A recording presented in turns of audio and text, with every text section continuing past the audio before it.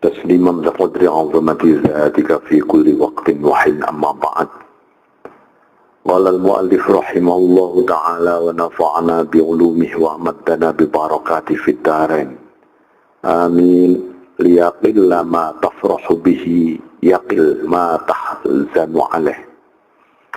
Liyaqillah, hendaknya sedikit ma tafrahu bihi, yang membuat Anda bergembira, maka yaqil ma tahzan alaih, begitu juga akan menjadi sedikit apa yang membuat Anda susah. Nah, jadi sebenarnya susah itu sedikit banyak, susah itu tergantung sedikit banyak apa yang kita bangun tentang kegembiraan dan kesenangan ini. Seluruh aspek kesusahan itu diakibatkan oleh hilangnya apa yang kita anggap menggembirakan. Karena itu mestinya kita harus membangun imajinasi bahwa ya di dunia ini jangan terlalu gembira, biar tidak terlalu susah. Gitu. Kalau kita punya program banyak tentang gembira, sebenarnya pada saat yang sama kita sedang menumpuk satu program susah yang banyak juga. Nah ini kembali bahwa kita hidup di dunia ya isinya berjuang, taat, menjalankan perintah larangan. Nah, sebenarnya bahwa rasa suka, rasa bahagia, rasa ini, biarlah itu tetap sebagaimana wataknya. Apa?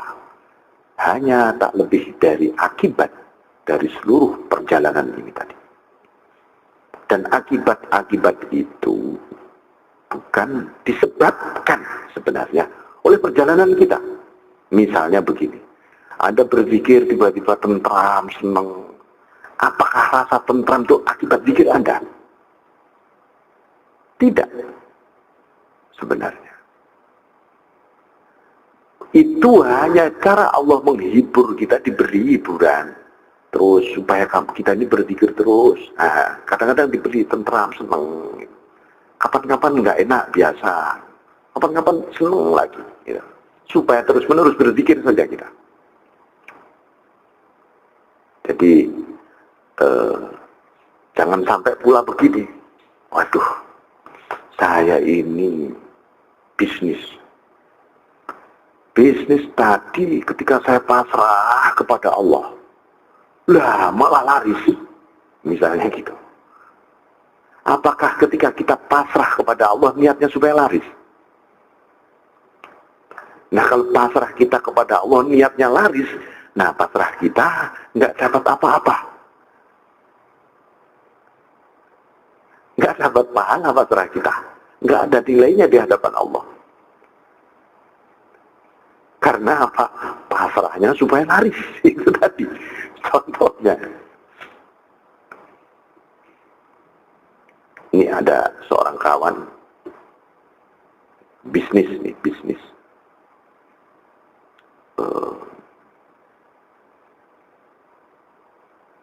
Jadi dinasihati oleh sesama kawannya, kamu kalau bisnis jangan serakah. Kalau ini ceritanya apa, jual beli otomotif. Pokoknya kalau sudah beli mobil segini, nanti dapat laba sedikit, jual saja. Nggak usah nunggu dapat laba banyak. Keinginan menunggu laba banyak itu sudah serakah namanya. Oh gitu ya, wah benar jalannya itu. Begitu di jalan benar. Setiap dia beli mobil misalnya harga 70 juta, ya paling dapat 72 juta saya kasih. Enggak taunya ada yang orang beli sampai 90 juta. Gara-gara saya enggak serakah ini, saya langsung dapat laba banyak. Apa yang terjadi? Nah, ini juga nilai cobaan muncul ini. Ya. Mikirnya, kalau begitu saya tidak serakah saja supaya dapat laba banyak. Nah, ini serakah juga kan? Jadi ini perjalanan hati ini lembut sekali, ya, lembut sekali.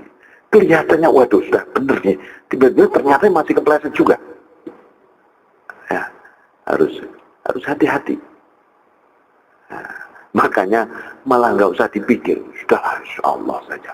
Senang itu ya datang dari Allah kok. Tidak suka itu dari Allah juga, ridho saja. Nah, jalan menuju Allah. Nah ini ada tikungan-tikungan, ya, tikungan-tikungan yang sangat mengejutkan ketika kita mulai ngegas, mulai ngebut. Hati kita ini, ya, waduh ini asik nih, bener nih Allah, saya mulai tawakal nih, kayak ngegas nih, tiba-tiba tikungan, jet, waduh, kepleset kita sudah. Nah ini gambaran. Karena itu tazhid, apalagi misalnya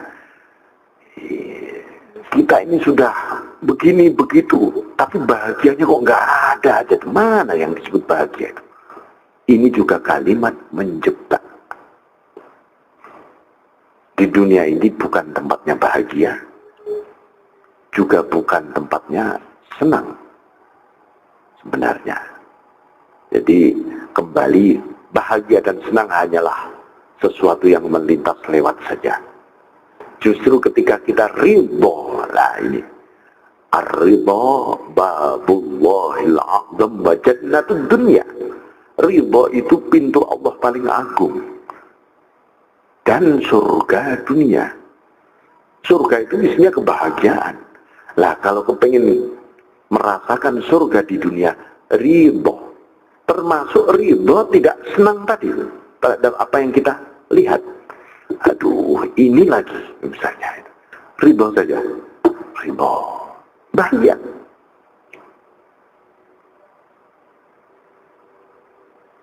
Anda bisa merasakanlah, misalnya begini nih, merasakan begini. Anda sedang menuju sesuatu, apa saja, menuju kepada sesuatu itu bisa ketika Anda ibadah, ketika Anda beraktivitas, ketika bahkan Anda ingin menegakkan kebenaran, ingin membuang kebatilan, misalnya. Kalau di hati, ya Allah, aku ini sebenarnya demi meraih ridhomu, ya Allah. Itu ketika Anda berjalan, itu rasanya juga enteng. Bukan ruwet dulu di sini. Orang berjuang aja, berjuang, mau jalan berjuang itu biasa. Aduh, ini masalah yang kita hadapi begini, wah begini, jalan keluarnya begini. Coba dikembalikan, ya Allah, ini semua dalam rangka meraih ridhomu, ya Allah. Itu tiba-tiba ya enteng aja. Karena dia nggak punya beban mengenai apa kata orang, nggak ada. Nggak punya beban tentang mungkin kita, jangan-jangan kita jaga image misalnya, nggak punya beban kita. Nah itu karena kita satu-satunya yang membebani kita, kalau aku tidak diridhoi oleh Allah dalam perjalanan ini.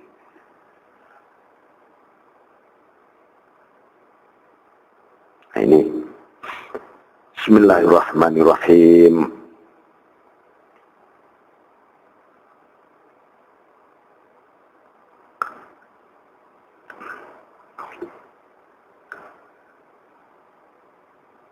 Jadi seringkali kemudian dalam pengalaman hidup kita sendiri, Allah mengingatkan betapa dunia kita kadang-kadang sering dikurangi oleh Allah, kadang-kadang dipersulit oleh Allah. Gitu. Ya itu cara Allah mengingatkan supaya kita nggak senang saja pada dunia. Makanya ketika diberi dunia, ya jangan disenangi.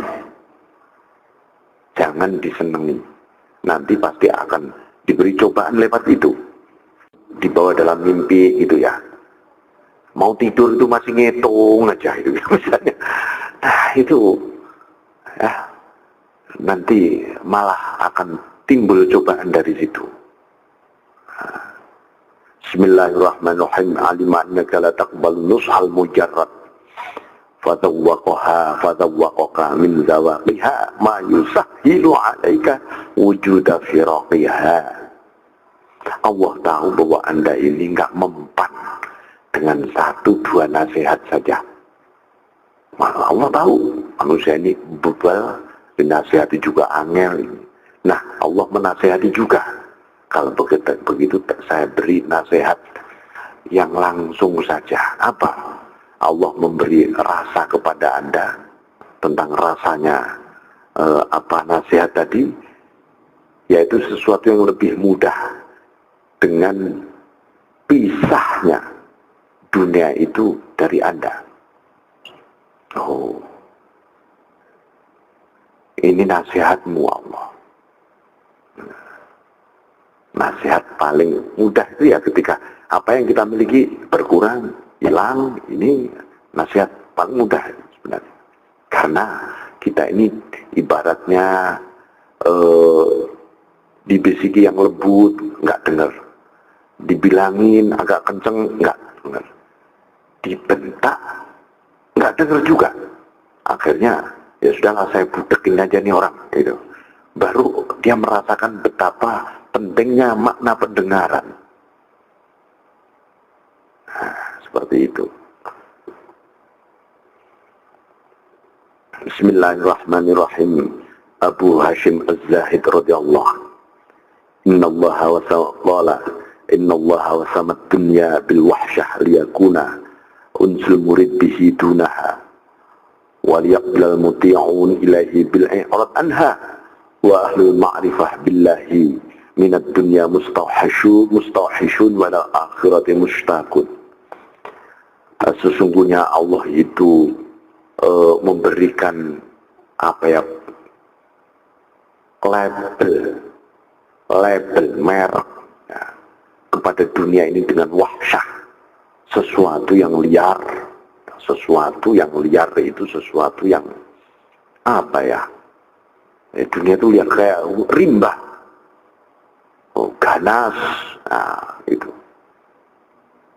makanya di cerita pewayangan itu ada proses di sana bagaimana seorang satria yang harus masuk hutan rimba, isinya ketemu raksasa saja di situ, hanya untuk menggambarkan bahwa perjalanan diri seseorang mencari jati diri itu, hatinya ini harus melawan raksasa nafsu di wilayah rimba batin ini.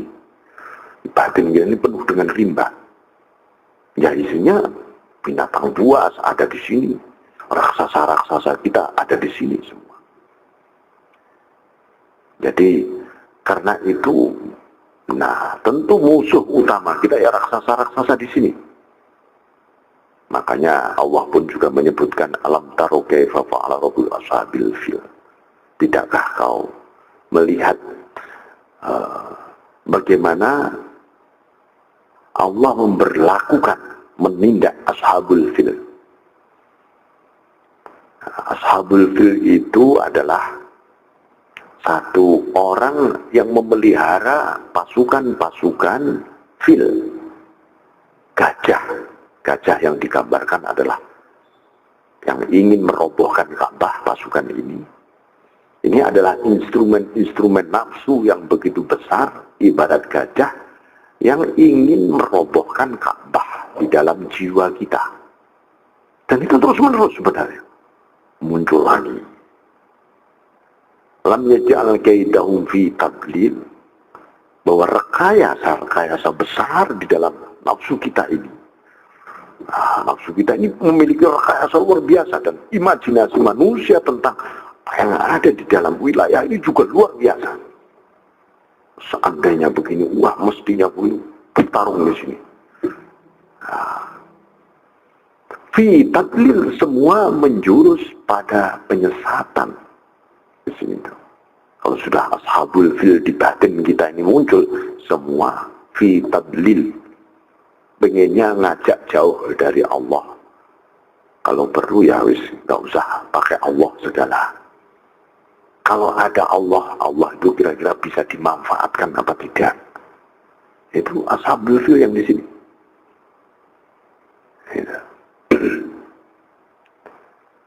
Alam yajalkan di warsala ilaihim tayran ababil. Allah mengutus tayran ababil. Tayr itu sesuatu gambaran mengenai sesuatu yang terbang membubung tinggi, kecakrawala ilahiyah itu. Ini adalah burung kesadaran rohaniah yang terus-menerus akan termihim menghantam ini ashabul fil yang ada di sini. Anda berzikir terus, itu juga bagian dari tayran ababil. Anda tafakur, itu tayran ababil. Bisa nggak menghantam terus di sini nafsu-nafsu kita yang ada di sini? Bihijarah, bihijarah min sijil, itu adalah batu yang dibalikkan sebenarnya dari kerasnya hawa nafsu kita yang menimbulkan neraka di sini. Batunya menghantam sendiri. Jadi hati tetap terjaga di situ. Faja'alahum ka'asfim ma'kul. Lalu dia bercerai-berai kayak apa daun-daun yang berkeropos itu. Itu memang ashabul fil itu nggak bisa. Nafsu itu apapun tidak pernah bisa kita jadikan pegangan. Apapun alasannya, apapun alibinya. Dan banyak sekali alibi di balik nafsu itu dengan kalimat-kalimat macam-macam. Ya, saya kan baru belajar agama. Alibi itu, ini nafsu yang ngomong. Saya kan manusia biasa. Ini nafsu yang ngomong. Ya. Apalagi kemudian, ya nasib saya sih masih belum beruntung, nggak seperti Anda loh. Ini nafsu yang ngomong kayak gini. Ini tidak boleh, ini harus dibuang gitu.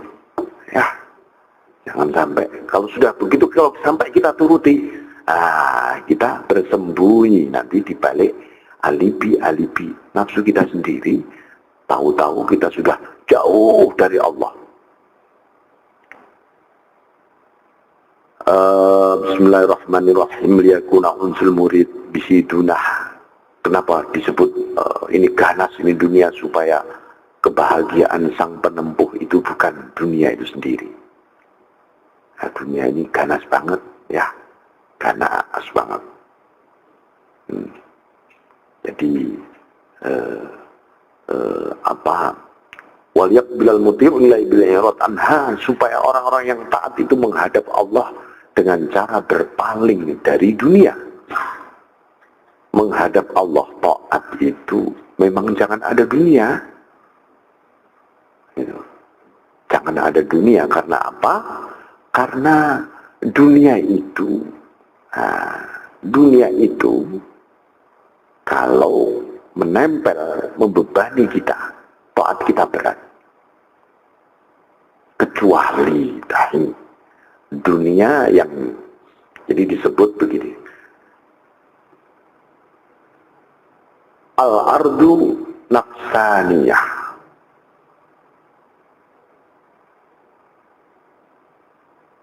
Wal qalbu samawiyah.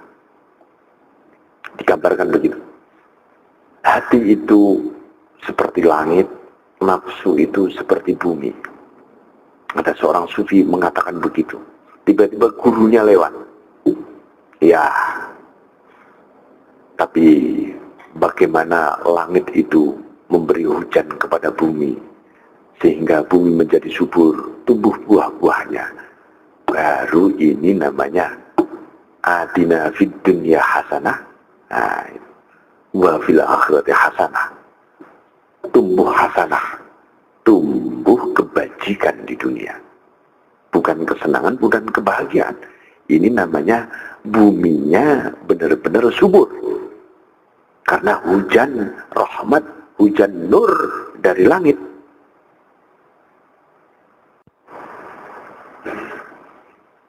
Wa ahlul ma'rifah billah minat dunia mustawhishun wa la akhirati mushtaqun. Para arif billah senantiasa cemas dengan dunia, rindu pada akhirat. Jadi tiba-tiba dia diberi fasilitas dunia oleh Allah ini, para arifin itu. Dia juga nggak kepingin ini, nggak ada ceritanya. Ini ceritanya saya selidiki. Para sufi menabung. Ya, contoh, menabung nih, saya punya harta, saya tabung biar kaya saya. Nggak ada ceritanya itu. Kata orang Jawa nyelengi gitu ya. Menabung celengan itu. Nggak ada. Tapi para sufi itu kaya-kaya. Ya dia ada harta yang ada di dia, ya cepat-cepat dia keluarin. Nggak ada ceritanya menabung lalu dihitung tabungannya. Tabunganku sekarang sudah segini gitu ya. Artinya seneng, kemudian menimbulkan seneng pada tabungannya. Nah, para sufi itu nggak ada. Jadi Anda juga mulai harus belajar menabung silahkan, tapi Anda memang nawa itu nabung untuk akhirat ini. Harus begitu. Nabung ini nabung untuk akhirat. Tabungan Anda tumbuh kebajikan di situ. Bukan nabung untuk dunia. Harus diniati begitu. Bismillahirrahmanirrahim. Fa'rid amman tawalla an dzikrina wa lam yurid ila al-hayatid dunya. Dzalika mablaghuhum min al-'ilm. Jadi maka berpalinglah kepada orang yang tidak mau mengingat kami. Jadi kalau di ayat lain juga disebutkan wala tuti man aghfalna qalbah. Janganlah engkau patuh kepada orang yang hatinya kami lalaikan wattaba'a hawah. Wala tuti man aghfalna qalbahu an zikrina. Hatinya lalai dari berzikir kepada kami. Wattaba'a hawah, lalu dia mengikuti hawa nafsunya saja. Wakana amru furuta. Semua perkaranya menjadi ruwet, kacau di situ. Nah, ini, tapi sebenarnya sumber keruwetan itu ittiba'ul hawa. Sumber ittiba'ul hawa adalah al-ghaflah anil zikr. Alpa dari zikir. Orang begitu alpa saja kita gak ingat Allah 2-3 jam pasti mulai tumbuh. Saya kepengen mengikuti kesenangan nafsuku ini sekarang nih. Nah, begitu orang mulai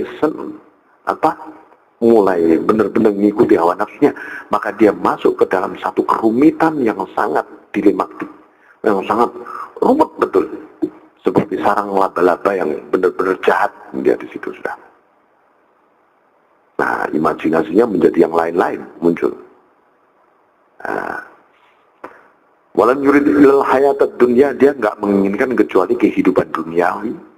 Dzalika mablughuhum minal ilm.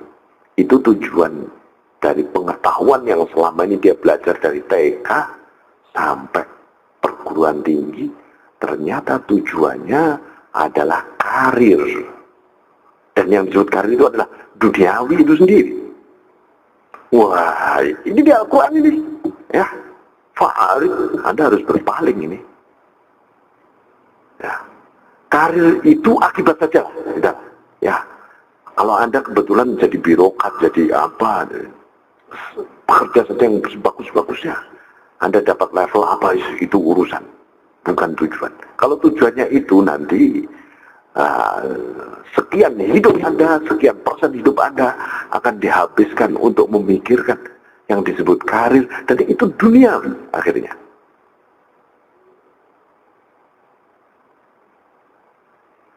Nah, barangkali ini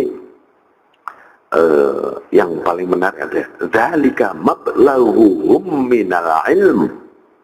Loh, ternyata tujuan dia berpendidikan dari TK sampai perguruan tinggi itu. Ini tuh ternyata berburu ini. Mablaghuhum minal ilm. Nah, kalau sudah begitu, ini Artinya ilmu telah menjadi bagian dari sebuah politik.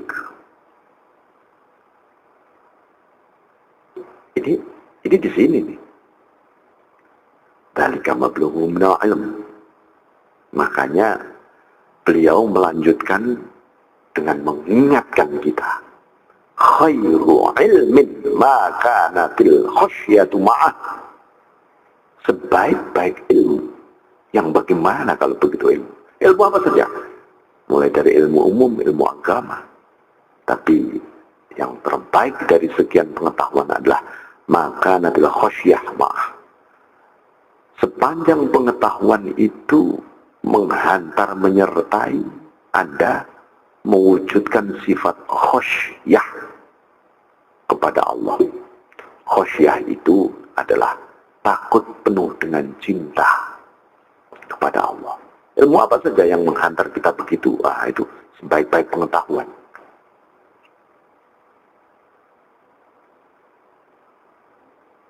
Nah, di sini ada lagi kata-kata Imam Ghazali, siapa yang bertambah usianya, bertambah ilmunya, tapi tidak bertambah dekatnya kepada Allah, nah, dia nggak dapat apa-apa kecuali malah jauh terlempar dari Allah sebenarnya.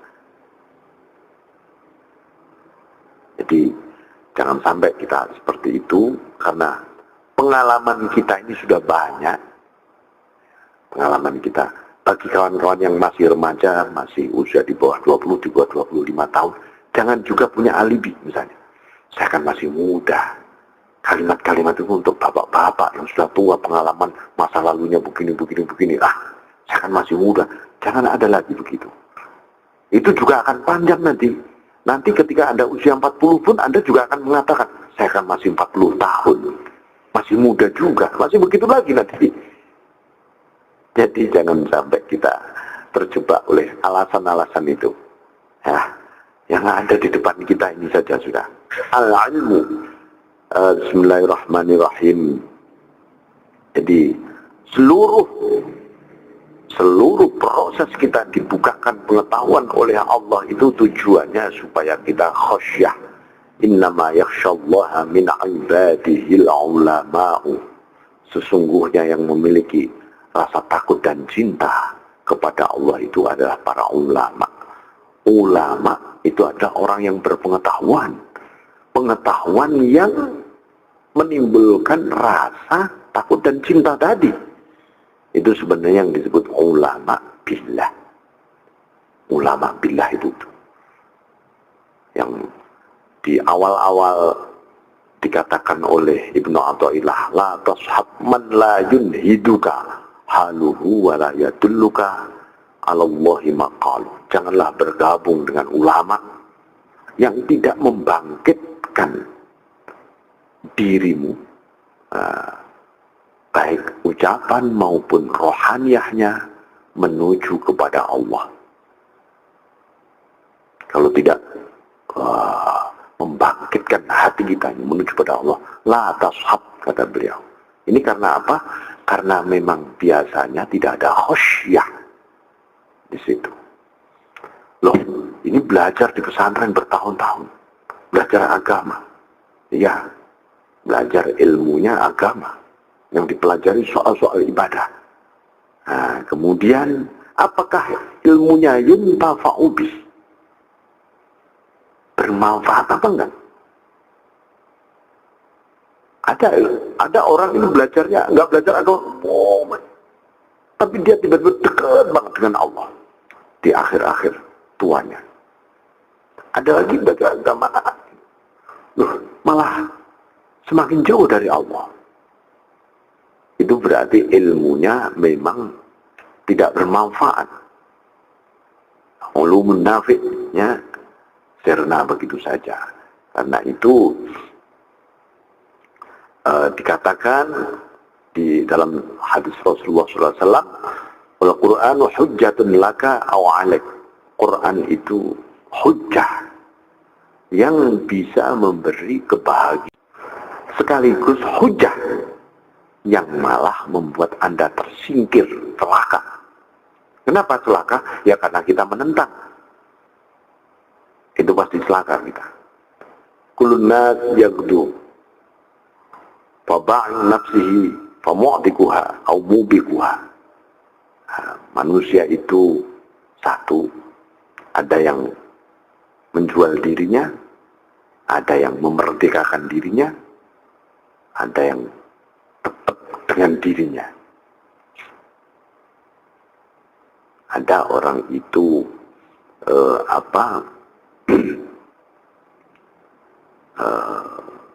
menjual dirinya, kemudian dia ya dengan dunia maksudnya. Ada lagi yang memerdekakan dirinya dari dunia. Ada lagi yang dia tetap dengan keakuannya di situ. Jangan sampai kita famu'atikuha itu. Bismillahirrahmanirrahim. Jadi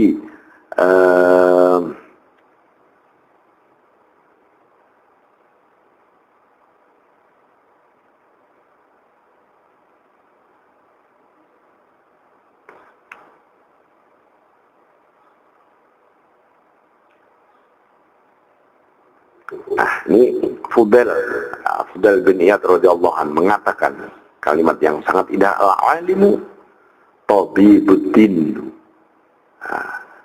Ulama itu adalah dokternya agama. Sedangkan wa dunya da'uddin. Dunia itu penyakitnya agama. Kalau sampai dunia menguasai agama, berarti agama kita sedang sakit. Sebenarnya agama kita ini lagi sakit, apalagi waras ya. Ya, lagi agama kita menguasai dunia apa dikuasai dunia? Fa idza kana at-tabib yajrida ila nafsihi famata yubri'u ghairah. Nah, kalau si dokter sendiri itu menarik penyakit itu pada dirinya, bagaimana dia menyembuhkan orang lain? Ketika para ulama itu sudah mulai senang dengan dunia, sudah yang diseret dunia saja, itu sebenarnya dia membawa penyakit bagi dirinya. Bagaimana dia akan menyembuhkan yang lain? Nah, ini kalimat yang sangat begitu indah dari Al-Fudail bin Iyad. Nah, karena itu khosyah itu tadi, rasa takut dan cinta itu akan membawa kita untuk menuju mencari akhirat, kehidupan ukhrawiyah, dan hanya berharap kalau nuansa ukhrawi. Kenapa nuansa ukhrawi? Orang itu begitu di akhirat, itu nggak ada yang dihadapi kecuali menghadap Allah saja. Di akhirat itu. Ketika kita di dunia, yang kita hadapi ya dunia, ya problem dunia, kemudian nanti mati, nanti masih kuburan, nanti gimana ya? Tapi kalau orang berburu akhirat, Allah. Nah, lihatlah dunia ini dari akhirat.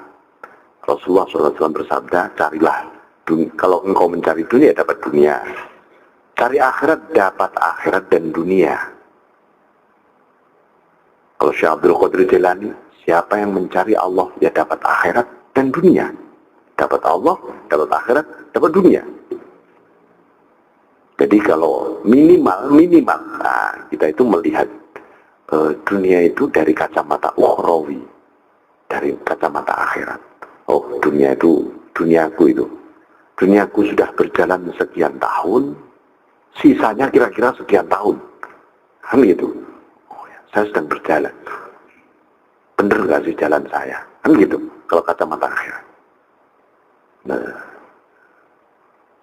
tapi kalau dengan kacamata Allah, saya itu bersama Allah nggak sih lagi jalan di usia saya itu, kan kelihatan tuh, enggak ya, bersama yang lain ternyata. Hatiku jam sekian kelihatan tuh bersama yang lain, nggak bersama Allah.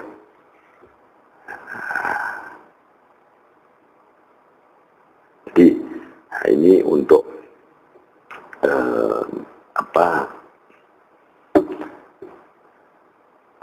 di sini kemudian kita mulai harus belajar ndablek ya. Ndablek tahu ndablek itu. Ndablek itu ya ndablek. Pokoknya ndablek lah. Ndablek dengan apa? Dengan dunia. Itu ya. Belajar ndablek dengan dunia. Dunia ndablek saat dunia gitu. Jangan ndablek dengan akhirat gitu loh ya. Ndablek itu dengan dunia, tapi ini kan kebanyakan enggak. Orang kan rame-rame ndablek dengan akhirat, dengan dunia, wah serius banget.